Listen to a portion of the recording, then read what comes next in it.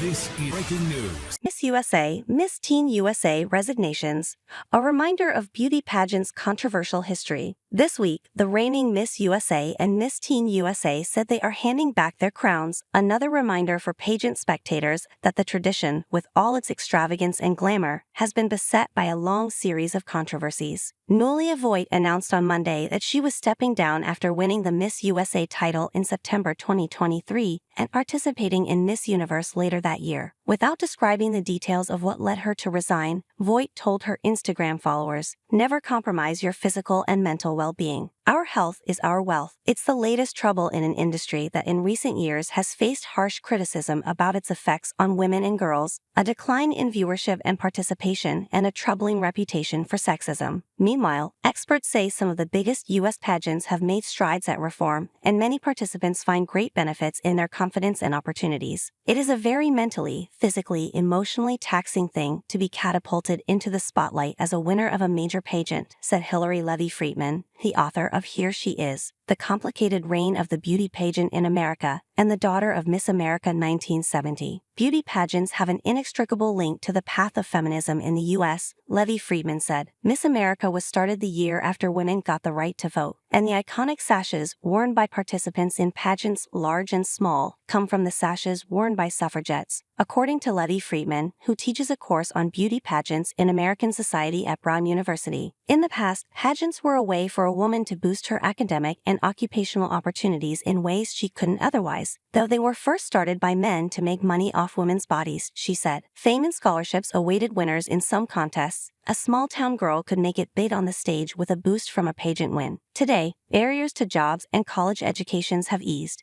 and women don't need pageants to make those moves, Levey Friedman said. But over the years, participation in pageants has fallen off. Viewership has also plummeted, and once widely televised competitions have gone off the air. Pageants have faced waves of criticism for seeming to hyper-focus on women's appearances and bodies, causing some rebranding over the years, including the introduction of all-women judges for competitions like Miss Universe. In 2018, then Miss America board chairwoman and former title holder Gretchen Carlson announced the organization was axing its bathing suit judging round. "We are no longer a pageant. We are a competition," she told Good Morning America. The focus shifted to on-stage interviews of the participants. Miss USA is a separate competition and still features a bathing suit round. At the local level, pageants for young girls and women across the country fall into different categories, some called glitz pageants that focus more on physical beauty, and others that have an emphasis on interviews and academic scholarship prizes. Today, there's much more of a focus on, "This is for women and not for the male gaze," Levey Friedman said. "On the ground, it seems less sexist, but I don't think the public narrative has changed." Experts say beauty pageants can also have a negative impact on the mental health and body image of not just participants, but also spectators. Brandon Churchill, a professor of resource economics at the University of Massachusetts Amherst,